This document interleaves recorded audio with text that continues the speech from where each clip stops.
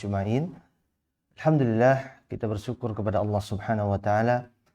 Kesempatan pagi hari ini masih Allah mudahkan untuk melanjutkan apa yang telah kita bahas sebelumnya, yaitu pembahasan akan fikih Asmaul Husna. Semoga ilmu yang kita dapatkan di kesempatan pagi hari ini menjadi sebuah ilmu yang bermanfaat. Semoga ilmu kita dapatkan membuat kita semakin mengenal Allah Subhanahu wa taala. Semoga dengan semakin mengenal Allah, kita akan semakin mencintai Allah Subhanahu wa taala. Semoga dengan mengenal Allah, kita akan semakin khusyuk dalam beribadah kepada Allah Subhanahu wa taala dan meresapi setiap dari ibadah yang kita lakukan hanya untuk Allah Subhanahu wa taala. Pemirsa sekalian yang dimuliakan oleh Allah Subhanahu wa taala, termasuk pembahasan yang sangat penting terkait dengan fikih Asmaul Husna, yaitu adalah pembahasan terkait dengan bolehkah kita menamai seorang anak atau menamai sesuatu benda dengan menggunakan nama-nama Allah Subhanahu wa taala? Bolehkah kita untuk menamai nama anak-anak kita dengan menggunakan salah satu nama yang Allah sebutkan dalam Asmaul Husna? Pembahasan ini menjadi pembahasan yang penting karena termasuk bagian dari adab. Adab, kalau orang Jawa bilang tata krama, yang harus kita terapkan dalam menjaga adab-adab kita terkait dengan nama-nama Allah Subhanahu wa taala. Karena sesungguhnya adab ini termasuk bagian dari akhlak, yang dengan itu Rasul SAW diutus oleh Allah Azza wa Jalla untuk menyempurnakan akhlak kita. Rasulullah pernah bersabda, "Innama bu'itsu liutammima makarimal akhlak." Sesungguhnya aku diutus oleh Allah Azza wa Jalla untuk menyempurnakan akhlak yang mulia. Seseorang dikatakan memiliki akhlak yang mulia bukan saja ketika seseorang itu bisa bermuamalah dengan baik kepada sesamanya. Seseorang tidak dikatakan memiliki akhlak yang mulia dalam Islam bukan saja ketika dia bisa menebar senyuman yang ramah kepada sesama manusia. Tetapi dalam Islam, seseorang dikatakan memiliki akhlak yang mulia ketika yang pertama dia bisa berakhlak kepada Allah Subhanahu wa taala. Yang kedua, ketika kita bisa berakhlak kepada Rasulullah sallallahu alaihi wasallam. Yang ketiga, ketika kita bisa berakhlak kepada sesama manusia. Ketika tiga hal ini terkumpul pada diri seorang muslim, maka orang muslim tersebut dikatakan memiliki akhlak yang mulia, akhlak yang baik, akhlak yang luhur, memiliki budi pekerti yang luhur. Yang pertama adalah kita harus berakhlak kepada Allah Subhanahu wa taala. Bentuk akhlak kita kepada Allah Azza wa Jalla, bentuk adab kita kepada Allah Azza wa Jalla di antaranya adalah menggunakan nama-nama Allah Azza wa Jalla tidak sembarangan. Tidak sembarangan dalam menggunakan nama-nama Allah Subhanahu wa taala. Dan insyaallah dalam kesempatan hari ini kita akan bahas, bolehkah kita menggunakan nama-nama Allah Asmaul Husna pada diri anak-anak kita? Menamai anak-anak kita atau menamai sesuatu yang ada di muka bumi ini dengan menggunakan salah satu dari Asmaul Husna. Karena ini bagian dari akhlak kepada Allah Azza wa Jalla. Termasuk bagian dari akhlak kepada Allah Azza wa Jalla adalah kita senantiasa bersyukur kepada Allah. Kita menyadari bahwa segala nikmat yang kita miliki adalah pemberian dari Allah Azza wa Jalla. Adalah titipan dari Allah Azza wa Jalla. Dan semua akan ditanya oleh Allah Subhanahu wa taala. Kemudian kalian pasti akan ditanya pada hari itu, pada hari pembalasan kalian ditanya oleh Allah Azza wa Jalla atas setiap nikmat yang Allah berikan kepada diri kalian. Allah Azza wa Jalla akan bertanya kepada kalian atas setiap nikmat yang Allah titipkan kepada diri kalian. Maka ini bagian dari akhlak kepada Allah Azza wa Jalla. Termasuk juga akhlak kepada Allah Azza wa Jalla adalah setelah kita diberikan nikmat oleh Allah, maka kita jadikan ibadah kita hanya untuk Allah Subhanahu wa taala. Dan ini adalah manifestasi dari tujuan Allah menciptakan kita. Ketika Allah Azza wa Jalla menyebutkan dalam Al-Qur'anul Karim, "Wa ma khalaqtul jinna wal insa illa liya'budun." Tidaklah aku menciptakan jin dan manusia, kata Allah Azza wa Jalla, kecuali untuk beribadah kepada Allah Subhanahu wa taala. Nah, inilah adalah wujud akhlak kepada Allah Subhanahu wa taala. Kemudian ada juga bagaimana wujud akhlak kita kepada Rasulullah sallallahu alaihi wasallam. Wujud akhlak kita kepada Rasul alaihi wasallam adalah mengikuti setiap apa yang telah dibawa oleh Rasulullah Shallallahu Alaihi Wasallam dan menjauhi segala sesuatu yang telah dilarang oleh Rasulullah Shallallahu Alaihi Wasallam. Nah, inilah wujud akhlak kepada Rasul Alaihi Wasallam. Dan barang siapa yang bisa berakhlak dengan baik kepada Rasulullah Alaihi Wasallam, maka surga sebagai jaminan yang akan Allah berikan kepada kita. Dalam sebuah hadis dalam riwayat Imam Bukhari dalam sahihnya, Rasulullah SAW pernah menyebutkan, kullu ummati yadkhulunal jannah. Setiap umatku pasti akan masuk surga. Kata Rasulullah SAW, illa man aba, kecuali orang yang enggan. Mendengar ucapan Rasulullah SAW, para sahabat langsung terhenyak. Bagaimana mungkin ada seorang muslim, bagaimana mungkin ada umat Muhammad yang enggan masuk ke dalam surga? Maka para sahabat bertanya kepada Rasulullah SAW, "Wa man ya'ba ya Rasulullah?" Siapakah di antara mereka yang enggan ya Rasulullah? Bagaimana mungkin ada di antara hamba-hamba Allah yang enggan masuk surga? Bukankah surga termasuk sesuatu yang diciptakan oleh hamba-hamba Allah Subhanahu wa taala? Maka Rasulullah menjawab, "Man ata'ani dakhalal jannah." Barang siapa yang mentaatiku, maka dia akan masuk ke dalam surga. "Wa man 'asani faqad abah." Dan barang siapa yang dia bermaksiat kepadaku, maka dia dikatakan enggan untuk masuk ke dalam surga. Inilah bentuk manifestasi akhlak kita kepada Rasulullah Sallallahu Alaihi Wasallam. Kita jadikan ketaatan kita, kedudukan kita berada di bawah syariat yang dibawa oleh Rasulullah Sallallahu Alaihi Wasallam. Kemudian akhlak yang ketiga adalah bagaimana kita berakhlak kepada sesama manusia. Kita bergaul dengan baik kepada sesama manusia. Ketika bergaul, kita tidak melanggar hak-hak saudara kita sesama muslim, tidak mengambil harta mereka tanpa alasan yang dibenarkan dalam syariat, tidak menumpahkan darah mereka, tidak mencemarkan nama baik mereka, tidak menjatuhkan kehormatan mereka dengan ghibah, dengan namimah, dan dengan lain perbuatan sebagainya yang dilarang dalam Islam. Ini adalah bentuk manifestasi akhlak kepada sesama manusia. Dan puncak yang tertinggi dari akhlak adalah kita berakhlak kepada Allah Subhanahu wa taala. Seseorang dikatakan tidak berakhlak yang mulia kalau dia belum bisa berakhlak dengan baik kepada Allah Subhanahu wa taala. Bagaimana mungkin dia akan bisa menebarkan kebaikan di tengah manusia, berakhlak dengan baik di tengah manusia kalau dia belum bisa berakhlak dengan baik kepada Allah Subhanahu wa taala, Rabbul Alamin, yang telah menciptakan dirinya, yang telah memberikan rizki pada dirinya, yang telah memberikan berbagai nikmat kepada dirinya, yang telah memberikan banyak kebaikan kepada dirinya.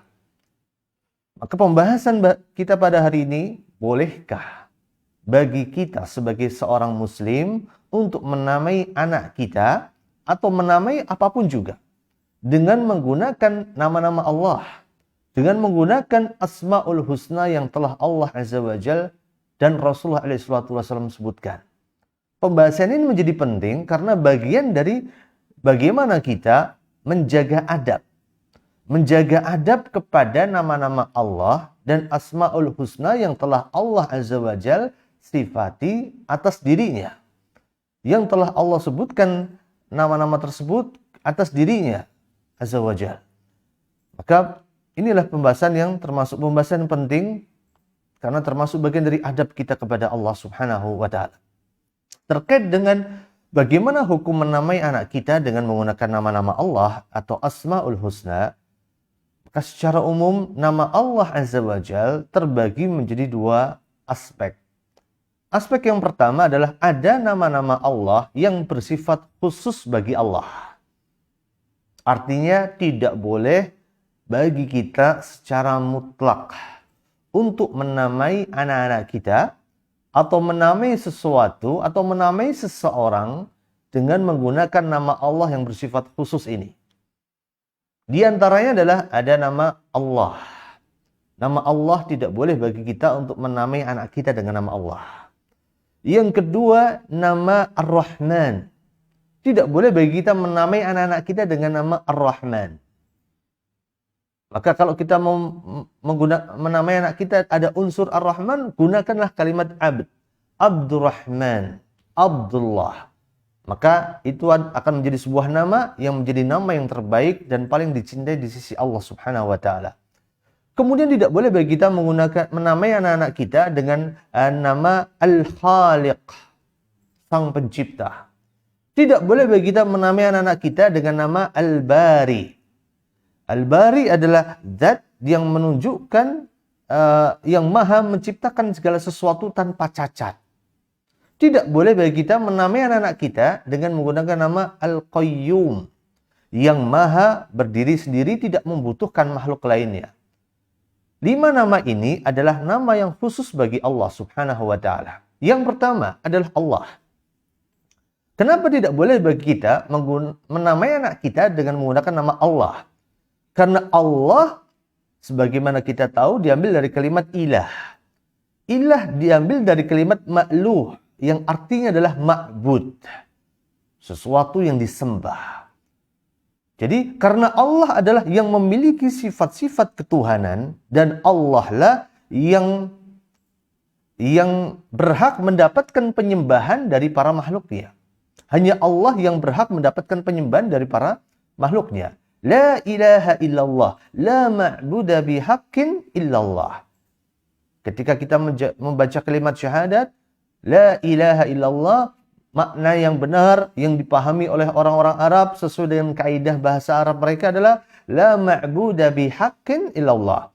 Tiada Tuhan yang berhak disembah kecuali Allah.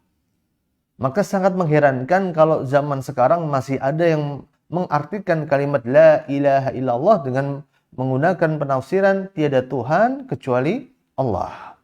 Maka penafsiran itu atau pemaknaan itu sangat jauh sekali dari apa yang dipahami oleh orang-orang kafir Quraisy sekalipun juga. Inilah rahasianya kenapa orang kafir Quraisy ketika didakwai oleh Nabi kita Muhammad SAW selama 13 tahun di kota Mekah, mereka menolak untuk mengucapkan kalimat syahadat la ilaha illallah. Karena mereka tahu arti dari kalimat itu. Karena mereka tahu konsekuensi dari kalimat syahadat yang disampaikan oleh Rasulullah SAW. Rasulullah SAW berjuang siang dan malam. Rasulullah SAW berjuang dari musim ke musim. Musim panas ke musim dingin, masuk ke musim panas lagi. Rasulullah SAW berjuang untuk mendakwai kaumnya. Masuk dari pasar satu ke pasar yang lain. Ketika Rasulullah masuk ke pasar, Rasulullah langsung mengangkat suaranya dengan mengatakan, Ya ayyuhan nas, wahai manusia sekalian, qulu la ilaha illallah tuflihu. Ucapkanlah la ilaha illallah, maka kalian akan selamat. Maka disebutkan oleh para sahabat, tidaklah Rasulullah SAW berdakwah masuk dari satu pasar ke pasar yang lainnya, kecuali di belakangnya ada seorang pria yang memiliki wajah yang memerah, yang memiliki paras yang sangat tampan, da ghadirataini, yang rambutnya dikepang dua, yang dia senantiasa mendustakan apa yang dibawa oleh Nabi kita Muhammad SAW. Orang tersebut adalah Abu Lahab, paman Rasulullah SAW sendiri. Bayangkan, 13 tahun Rasulullah berjuang dari siang ke malam, dari musim ke musim, dari pasar yang satu ke pasar yang lain, mengajak manusia untuk mengucapkan kalimat syahadat. La ilaha illallah. Tetapi orang-orang kafir Quraisy tidak mau untuk mengikuti ajakan Rasulullah SAW. Sedikit dari mereka yang mau mengikuti ajakan Rasulullah SAW. Sampai akhirnya Allah menetapkan bagi nabinya untuk berdakwah dan berhijrah ke kota Yathrib, kota Madinah An-Nabawiyah. Nah, inilah penafsiran yang benar akan kalimat la ilaha illallah, yang menunjukkan bahwa Allah Azza wa Jal adalah zat yang memiliki sifat ketuhanan dan berhak mendapatkan penyembahan. Hanya Allah yang berhak mendapatkan penyembahan. Maka dari itulah nama Allah tidak boleh bagi kita untuk menamai nama itu untuk anak-anak kita dan untuk segala sesuatu yang ada di muka bumi ini. Karena hanya Allah lah yang berhak menyandang nama itu. Yang kedua adalah nama yang tidak boleh kita pakai adalah nama Ar-Rahman. Kenapa nama Rahman tidak boleh kita pakai? Karena Rahman menunjukkan akan kesempurnaan rahmat Allah. Kesempurnaan rahmat Allah, yang rahmat Allah itu meliputi segala sesuatu. Maka tidak boleh bagi kita menamai anak kita dengan nama Ar-Rahman. Tapi kalau menamai anak kita dengan nama Abdurrahman, maka sungguhnya nama itu akan menjadi nama yang paling Allah cintai.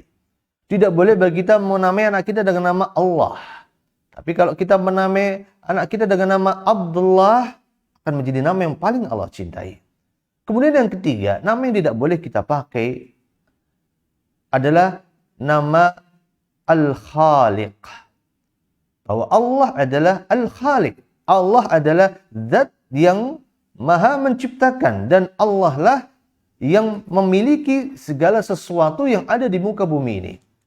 Jadi Allah subhanahu wa ta'ala adalah zat yang maha mengadakan sesuatu. Dan Allah adalah zat yang maha memiliki segala sesuatu itu. Maka tidak boleh bagi kita untuk menamai anak kita dengan nama Al-Khaliq. Kalau nama Abdul Khaliq, silahkan. Tetapi Al-Khaliq, kita tidak boleh untuk menggunakan nama tersebut. Kemudian yang keempat adalah Al-Bari. Al-Bari menunjukkan pemilik asma ini sebagai zat yang mengadakan segala sesuatu tanpa cacat. Allah lah yang menciptakan tanpa cacat. Allah lah yang mengatur alam semesta tanpa cacat. Allah lah yang memberikan segala sesuatu dan menciptakan segala sesuatu serta membuat segala sesuatu tanpa cacat. Kemudian di antara nama yang tidak boleh kita pakai adalah nama Al-Qayyum, yang menunjukkan bahwa zat yang memiliki nama ini tidak membutuhkan makhluk lainnya. Tidak membutuhkan makhluk lainnya. Dan ini berbeda dengan manusia. Manusia tidak dikatakan Al-Qayyum. Karena manusia adalah makhluk sosial. Tidak bisa berdiri sendiri. Manusia membutuhkan orang lain. Manusia membutuhkan istri, membutuhkan anak, membutuhkan tetangga, kanan, kiri, depan, belakang. Manusia membutuhkan pekerjaan. Yang pekerjaan itu terkait dengan manusia lain. Manusia juga membutuhkan teman. Teman bergaul, teman berbicara. Teman mengungkapkan isi hatinya. Berbeda dengan Allah subhanahu wa ta'ala Al-Qayyum. Allah Al-Qayyum karena Allah tidak membutuhkan makhluk lainnya. Nah, ini secara umum 5 nama dalam Asmaul Husna yang tidak boleh dipakai oleh makhluknya. Yang tidak boleh kita pakai untuk menamai anak-anak kita atau menamai apapun juga dengan nama-nama tersebut. Itu Allah, Ar-Rahman, Al-Khaliq, Al-Bari, dan Al-Qayyum. Kemudian ada sebagian dari nama-nama Allah yang bersifat umum. Dalam arti bersifat umum ini boleh digunakan oleh manusia untuk menunjukkan perbedaan derajat. Sebagaimana Allah Azza wa Jalla menyebutkan di beberapa ayat dalam Al-Quran, beberapa nama di mana nama itu dipakai oleh makhluknya untuk menunjukkan perbedaan derajat. Seperti nama Al-Malik, seperti nama Al-Aziz, seperti nama Al-Jabbar, seperti nama Al-Mutakabbir sebagai contoh. Sebagai contohnya juga Allah menyebutkan dalam surat Yusuf. Ketika Allah menyebutkan, Qalat imra'atul aziz. Dan berkata istrinya Al-Aziz, istrinya seorang menteri yang ada di negeri Mesir. Allah Azza wa Jalla menyebut istrinya, suaminya tadi dengan sebutan Al-Aziz. Yang menunjukkan bahwa nama ini boleh dipakai pada diri selain Allah dan untuk menunjukkan perbedaan derajat. Kenapa disebut Al-Aziz? Karena menteri itu adalah suatu jabatan yang jabatan itu menunjukkan akan kemuliaan orang yang memiliki jabatan dan jabatan tersebut tidak bisa dipegang oleh sembarang orang. Dan ini menunjukkan akan perbedaan derajat yang disebutkan dan dilekatkan pada orang yang memiliki nama tersebut. Allah telah menamakan dirinya dengan nama-nama itu. Nama Al-Aziz contohnya. Dan Allah juga menamakan sebagian hambanya dengan nama-nama tersebut. Dengan nama yang sama. Contohnya tadi Al-Aziz. Contoh yang lain Allah sebutkan dalam surat Al-Mu'min. Ketika Allah Azza wa Jalla menyebutkan kadzalika yatba'ullahu ala kulli qalbin mutakabbirin jabbar.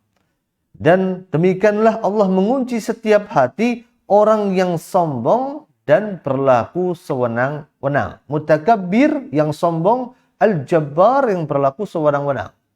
Mutakabbir adalah salah satu nama Allah Azza wa Jalla. Al-Jabbar juga salah satu nama Allah Subhanahu wa Ta'ala. Dan itu juga Allah lekatkan kepada hamba-hambanya untuk menunjukkan akan perbedaan derajat.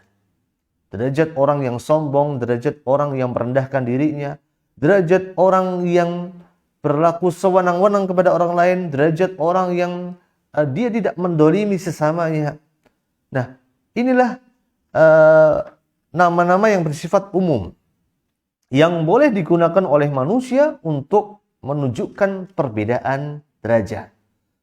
Disebutkan di antara contohnya adalah Al-Aziz, kemudian Jabbar, Mutakabbir, dan lain sebagainya. Kemudian penamaan makhluk dengan nama-nama Allah Subhanahu wa Ta'ala tidak menunjukkan penyerupaan dengan Allah Subhanahu wa Ta'ala sama sekali.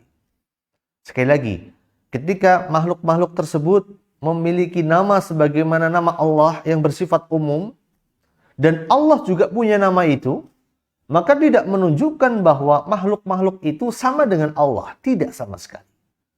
Karena sesungguhnya nama yang diidhofahkan, nama yang disambungkan dengan Allah, mengandung makna pengkhususan sifat bagi Allah. Sekali lagi, nama yang diidhofahkan dan disambung kepada Allah menunjukkan pengkhususan sifat bagi Allah. Dengan sifat yang layak sesuai dengan keagungan, kemuliaan, kebesaran Allah Subhanahu wa Ta'ala. Sedangkan nama yang diidhofahkan dan disambung kepada makhluk itu pada hakikatnya mengandung makna khusus yang pantas, yang layak, yang cocok, yang sesuai dengan makhluk itu sendiri.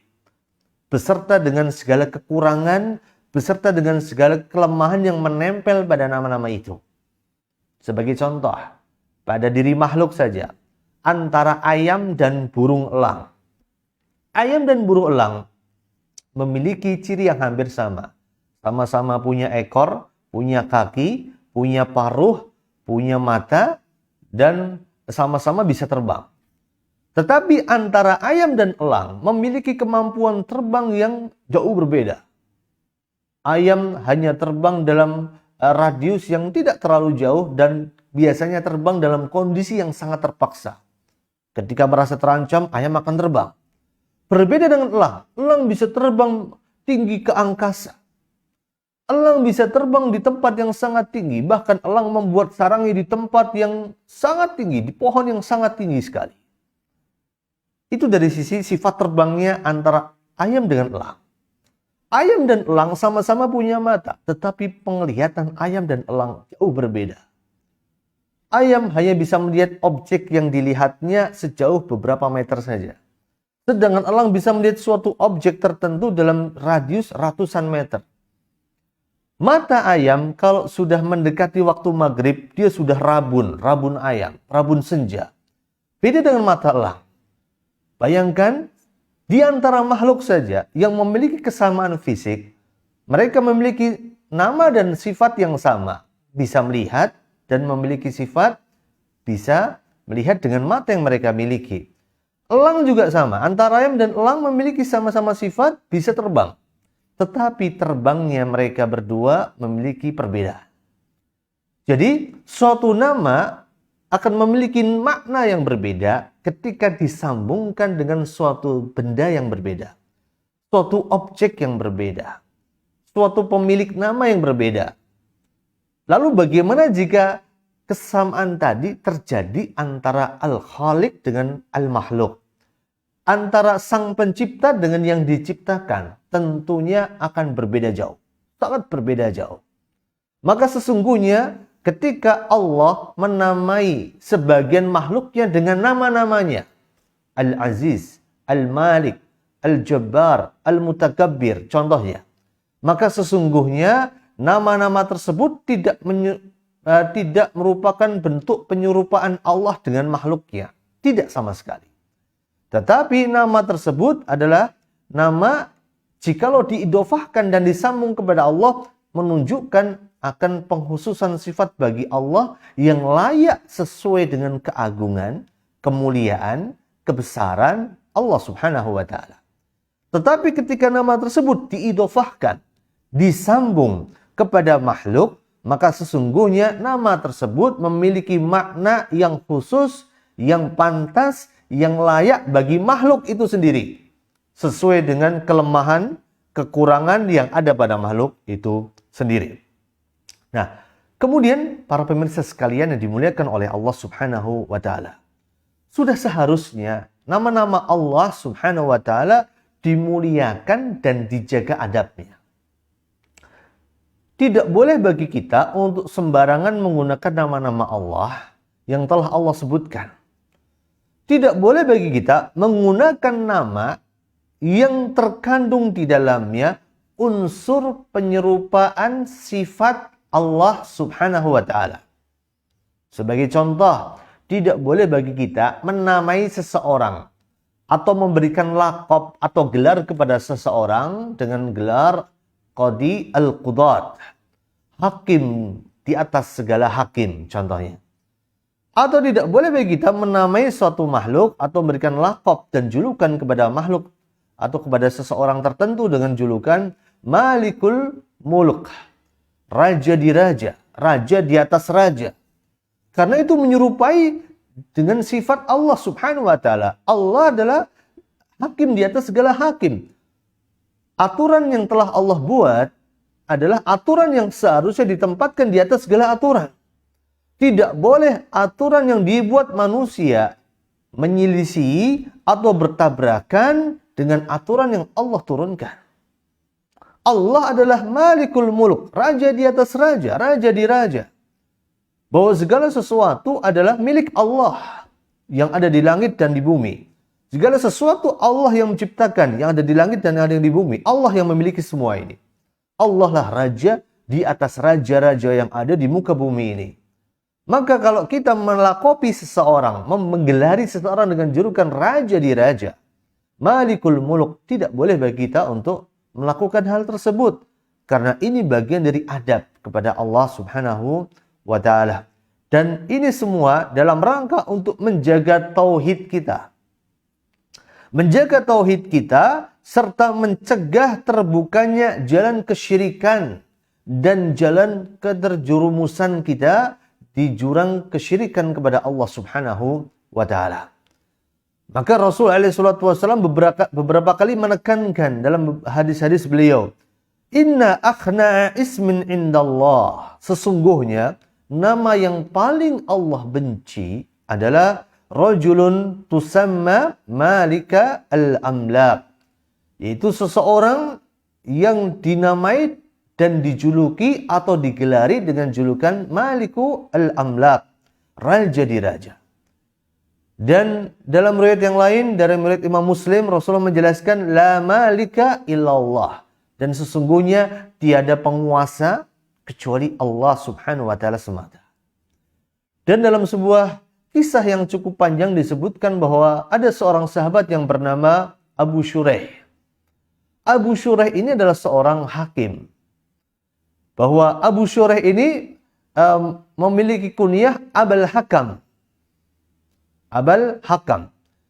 Ketika Rasulullah bertemu dengan Abu Shuraih ini, maka Rasulullah mengatakan kepadanya, Innallaha huwal hakam. Sesungguhnya Allah Azza wa Jal adalah Al-Hakam. Dan Allah lah yang kepadanya semua hukum dikembalikan. Artinya hanya kepada Allah lah, hanya kepada hukum Allah lah kita berhukum. Maka kemudian Abu Shuraih mengatakan kepada Rasul SAW, Inna qaumi idahtalafu fi syai' atauni. Sesungguhnya kaumku, jika mereka punya masalah, mereka akan datang kepadaku.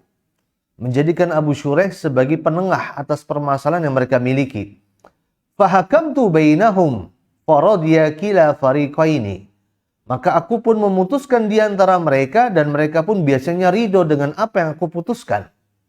Karena apa yang telah diputuskan Abu Shuraih adalah sesuatu yang membawa kemaslahatan untuk kedua kelompok yang bertikai biasanya. Maka kemudian Rasulullah alaihi salatu wasallam bertanya kepada Abu Shuraih, "Ma ahsana hada?" Sesungguhnya ini adalah suatu tradisi yang baik. Ketika engkau menjadi penengah, ketika engkau mendamaikan dua orang yang bertikai, ini sesuatu perbuatan yang baik. Famalaka minal walad. Maka kamu punya anak, siapa saja nama anakmu? Maka Abu Shuraih menjawab, Shuraihun wa Muslimun wa Abdullah. Anak saya 3. Yang pertama Shuraih, yang kedua Muslim, yang ketiga Abdullah. Maka Rasulullah bertanya kembali, faman akbaruhum? Siapakah di antara mereka yang paling besar? Maka Abul Hakam menjawab, atau Abu Shuraih menjawab, Shuraih. Yang paling besar adalah Shuraih. Kemudian Rasulullah mengatakan, fa anta Abu Shuraih. Maka engkau adalah Abu Shuraih. Panggilanmu adalah Abu Shuraih. Jangan pakai panggilan Abul Hakam. Karena seolah-olah engkau lah yang memiliki hukum. Karena seolah-olah segala hukum kembali kepada dirimu.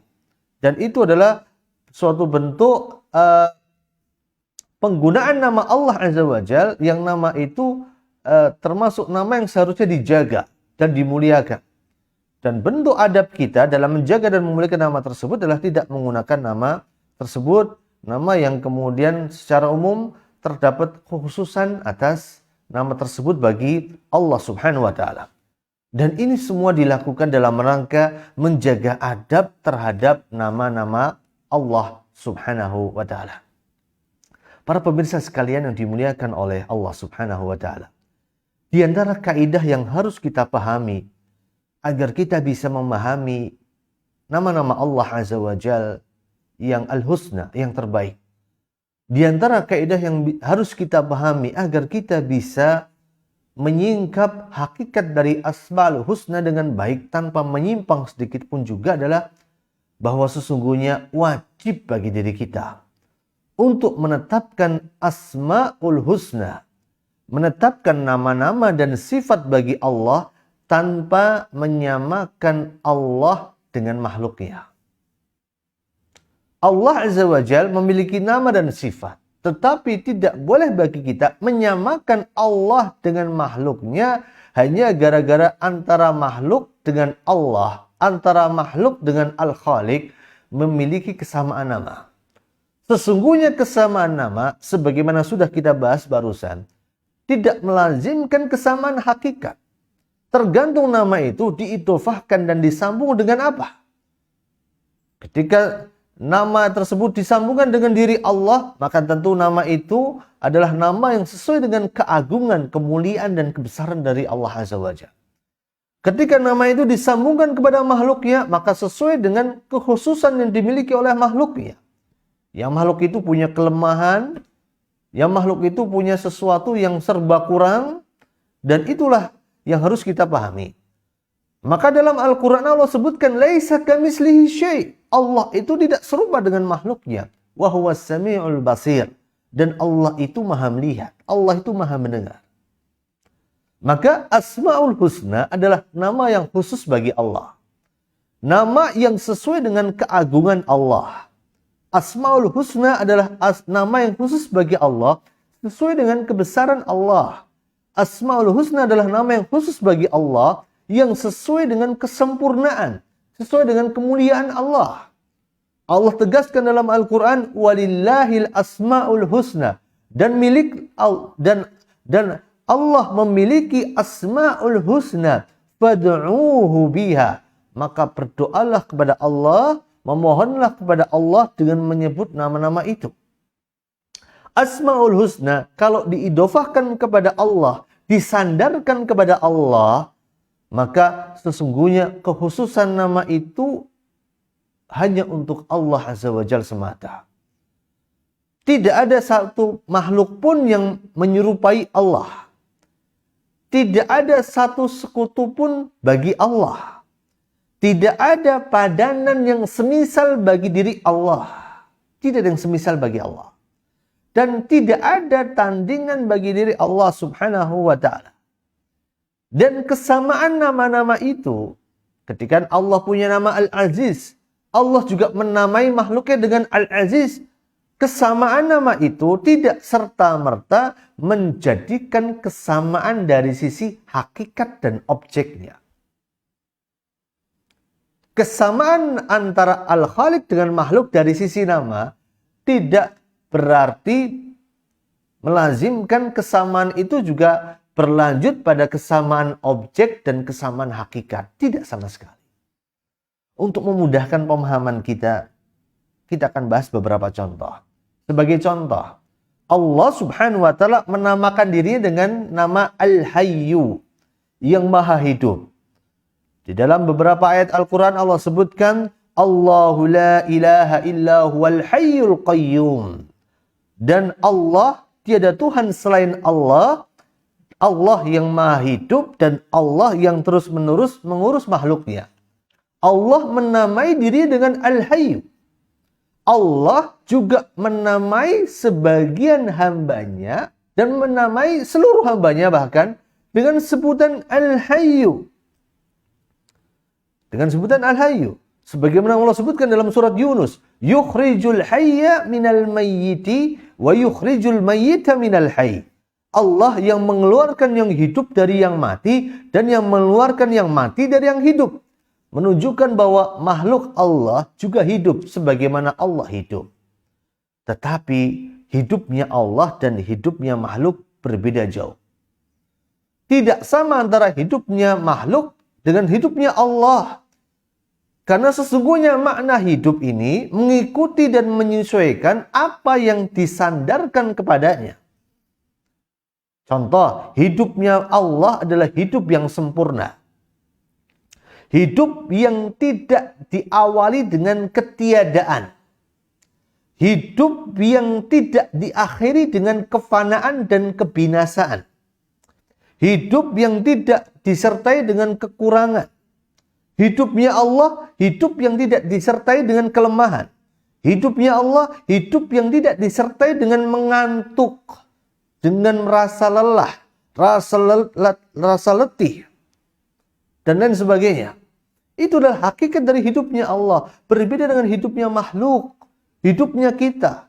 Hidupnya kita itu adalah hidup yang diawali dengan sebelumnya kita nggak pernah ada.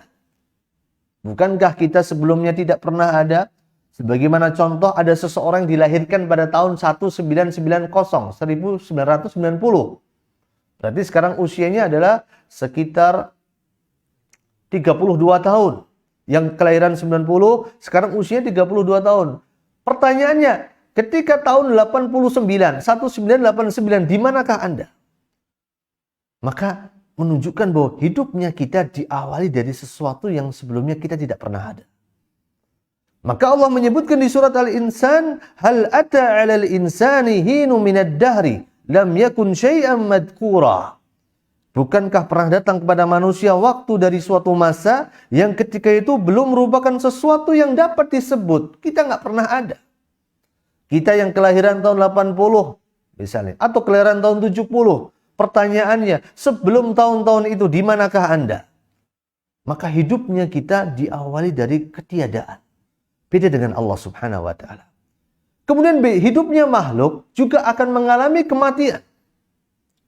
Berbeda dengan Allah Azza wa Jal. Wal awwal wal akhir. Allah itu al-awwal. Allah itu al-akhir. Artinya tidak ada yang setelahnya Allah Subhanahu wa Ta'ala. Allah tidak mengalami kematian. Allah Al-Hayyu, maha hidup. Maka hidupnya manusia mengalami kematian. Kullu syai'in halikun. Setiap segala sesuatu pasti akan musnah, akan hancur. Illa wajhah. Kecuali wajah Allah Subhanahu wa Ta'ala. Kemudian hidupnya manusia juga diiringi dengan kelemahan. Wa khuliqal insanu dha'ifa. Allah sebutkan di surat An-Nisa. Dan Allah diciptakan dalam keadaan bersifat lemah. Beda dengan Allah Al-Qawi, Allah Al-Aziz, Allah Al-Jabbar. Sama-sama hidup antara Al-Khaliq dengan makhluk, tapi karakter hidupnya berbeda. Sifat hidupnya berbeda. Tergantung hidup itu, kalimat hidup disandarkan kepada siapa? Kalau disandarkan kepada Allah, maka hidupnya Allah adalah hidup yang tidak diawali dengan kefanaan. hidup yang tidak diakhiri dengan kehancuran, hidup yang tidak disertai dengan kelemahan, hidup yang tidak disertai dengan suatu kekurangan sama sekali bagi diri Allah Subhanahu wa taala. Nah, contoh lain agar lebih mudah bagi kita untuk memahami nama Allah Azza wa Jalla dan hakikatnya adalah Allah Subhanahu wa taala menamai bagi dirinya bahwa dirinya memiliki nama Al-Alim. Allah itu Maha Tahu. Dan di saat yang sama Allah juga menamai sebagian makhluknya dengan menyematkan nama Al-Alim. Contohnya Allah menyebutkan dalam surat Adz-Dzariyat dalam kisah kelahiran Ishaq. Ketika Allah menyebutkan وَبَشَّرُوهُ بِغُلَامٍ عَلِيمٍ, dan mereka memberikan kabar gembira kepadanya dengan kelahiran seorang anak yang alim. Anak yang diberikan ilmu oleh Allah, yang dimaksud di sini adalah Ishaq. Nabi Ishaq alaihissalatu wassalam. Allah Al-Alim. Allah itu Maha Tahu. Allah juga menyematkan nama ini kepada makhluknya. Maka sesungguhnya Al-Alim, Maha Taunya Allah, berbeda dengan Al-Alimnya makhluk. Berbeda hakikatnya. Karena Al-Alimnya Allah menunjukkan atas kesempurnaan. Dan ilmunya Allah adalah ilmu yang sempurna dan tidak didahului dengan kebodohan. Berbeda dengan ilmunya kita, ilmunya manusia. Ilmunya manusia itu adalah ilmu yang serba kurang. Dah kurang dah kita. Sepanjang apapun gelar Anda, setinggi apapun Anda belajar, sejauh manapun Anda kuliah dan menuntut ilmu, sampai ke ujung kutub sana, ilmu Anda tidak akan pernah menyamai ilmu Allah Subhanahu wa taala, sedikit pun juga. Maka dari itu, Al-Alim adalah nama Allah Azza wa Jalla. Allah juga menyematkan kepada para hambanya dengan nama Al-Alim. Tetapi ilmunya kita didahului dengan ketidaktahuan. Bukankah sebelum kita belajar, sebelum Anda kuliah, sebelum Anda punya gelar sebanyak itu, Anda menjadi orang yang bodoh. Kita menjadi orang yang tidak tahu. Kita menjadi orang yang tidak berilmu. Ini menunjukkan bahwa ilmu kita diawali dari kebodohan dan ketidaktahuan. Allah tegaskan dalam Al-Quran, dalam surat An-Nahl, ketika Allah menyebutkan hal tersebut, Wallahu akhrajakum min butuni ummahatikum la ta'lamuna syai'a. Ketika Allah mengeluarkan kamu dari perut ibumu, engkau tidak mengetahui apapun juga. Tidak mengetahui apapun juga. Itulah ilmunya kita. Sepandai apapun kita, yakinlah ketika kita lahir, kita tidak pernah tahu apapun juga, sedikit pun juga apa yang ada dalam sekitar kita. Selain itu juga, ilmu kita juga terbatas. Ilmu kita juga punya kelemahan. Sebagaimana Allah tegaskan masih di surat An-Nahl. Allah menyebutkan likaila la ya'lama ba'da ilmin syai'a. Ketika Allah menyebutkan ada sebagian dari kita, ketika masa tua kita, ada di antara kita yang dibuat pikun. Tujuan kita dibuat pikun adalah likaila ya'lama ba'da ilmin syai'a, sehingga dia mengetahui lagi, sehingga dia tidak mengetahui lagi apa yang pernah dia ketahui. Ini menunjukkan manusia juga memiliki sifat mengetahui. Tetapi mengetahuinya manusia disertai dengan suatu kelemahan. Ketika di masa tua, maka dia akan diliputi dengan pikun. Dia akan diliputi dengan lupa. Dia akan diliputi dengan berbagai kelemahan-kelemahan yang ada yang menunjukkan atas keterbatasan manusia. Nah, inilah contoh yang kedua yang bisa kita bahas. Contoh yang ketiga adalah Allah menamai diri dengan nama Al-Halim. Dan Allah Azza wa Jal juga menamai makhluknya dengan nama Al-Halim, yang maha penyantun. Allah itu Al-Halim, maha penyantun. Allah menyebutkan innahu kana haliman ghafura. Allah itu maha penyantun, Allah itu maha pengampun. Allah maha penyantun dan Allah maha pengampun. Allah Azza wa Jal juga menyematkan nama ini kepada para hamba-hambanya. Sebagaimana Allah menyebutkan dalam surat Shafat, "Fabasyarnahu bighulamin halim." dalam peristiwa kelahiran Ismail alaihissalatu wassalam. Ketika Allah menyebutkan, dan kami berikan kabar gembira kepadanya dengan kelahiran seorang anak yang sangat sabar. Anak yang sangat sabar. Di sini menunjukkan bahwa Allah Azza wa Jalla menyematkan nama Al-Halim atas dirinya, dan Allah juga menyematkan nama Al-Halim kepada para hamba-hambanya. Tentunya hakikat antara Al-Halim pada diri Allah dengan Al-Halim pada diri makhluknya berbeda jauh. Contoh lain adalah Allah Azza wa Jalla menamai diri dengan nama As-Sami' Al-Basir. Allah itu maha melihat, Allah itu maha mendengar. Sebagaimana Allah menyebutkan dalam beberapa teks-teks dalam Al-Quranul Karim. Kemudian Allah juga menyematkan As-Sami' dan Al-Basir tadi pada diri makhluknya. Sebagaimana Allah Subhanahu wa taala menyebutkan dalam surat Al-Insan, "Inna khalaqnal insana min nutfah amsajin nabtali." Sungguhnya kami telah menciptakan manusia dari setetes air mani yang bercampur, yang dengan itu kami akan mengujinya. Faja'alnahu sami'an basira, yang dengan itu Allah Azza wa Jalla jadikan dia mendengar dan dia melihat. Allah menyematkan nama Sami' dan Basir atas dirinya. Allah juga menjadikan sifat ini melekat pada diri makhluknya. Makhluknya bisa mendengar, makhluknya bisa melihat. Tetapi hakikatnya bagaimana? Berbeda jauh antara hakikat pada diri Al-Khaliq, pada diri Sang Pencipta, dan hakikat pada diri Al-Makhluk yang diciptakan.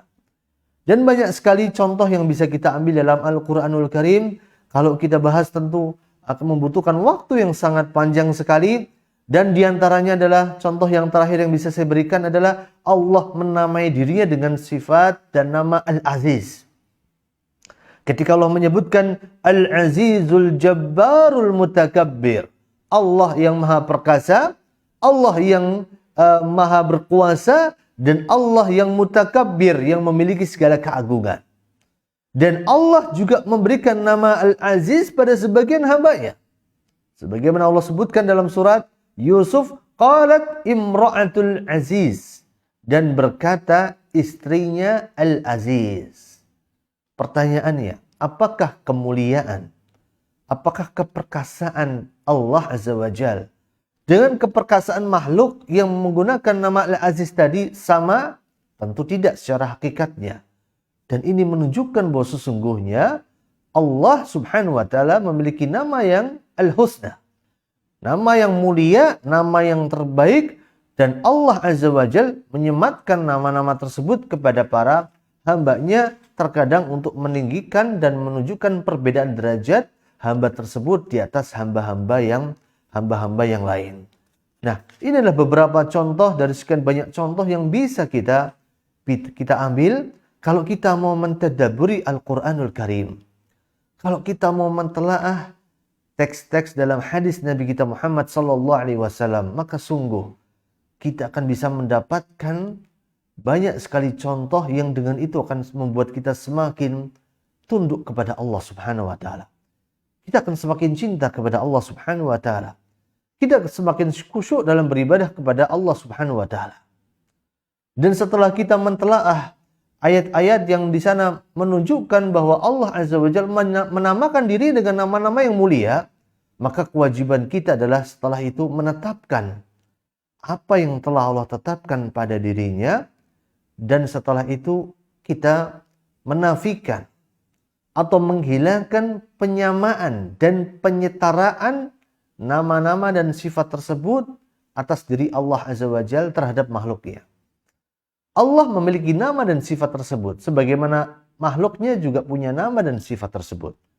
Tetapi nama dan sifat pada diri Allah tentunya berbeda pada nama dan sifat Allah Subhanahu wa taala. Kesamaan antara asma Allah dan asma nama-nama pada makhluknya tidak serta-merta menjadikan sama dalam hakikat dan sama pada objek yang diberikan nama tersebut. Semoga apa yang kita dapatkan pada hari ini menjadi ilmu yang bermanfaat. Semoga ilmu yang kita dapatkan pada kesempatan pagi hari ini akan membuat kita semakin mudah dalam mengenal Allah Azza wa Jalla dan semakin mudah bagi kita untuk mengagungkan, memuliakan Allah Subhanahu wa Ta'ala. Dan insya Allah kita lanjutkan dalam pertemuan yang akan datang pada waktu yang sama di hari Kamis, masih dalam pembahasan fikih Asmaul Husna, dan semoga kita semua senantiasa dalam limpahan taufik dan hidayah dari Allah Subhanahu wa Ta'ala. Assalamualaikum warahmatullahi wabarakatuh.